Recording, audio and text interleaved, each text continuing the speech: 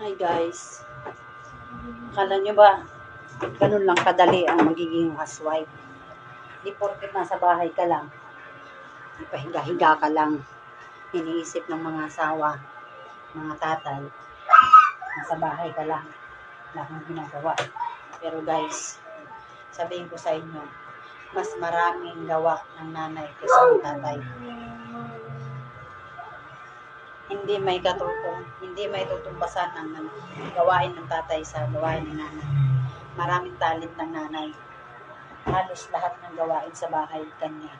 Alaga, yaya, luto, laba, linis. Guys, hindi may tutumbas yan sa mga tatay gawain ng nanay.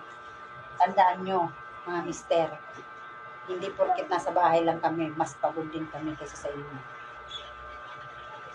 Halos lahat gawain namin. Kaya, ibang mga mister dyan, huwag mong sasabihin na ang mga asawa nyo ay pahila-hilata lang sa mga bahay.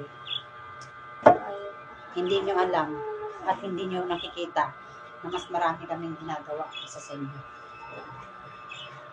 Halos lahat ginagawa namin. Nakikita mo itong basahan na to. Ito ang basahan na to na maglilinis sa tinatapakan mo tuwing kayo uwi.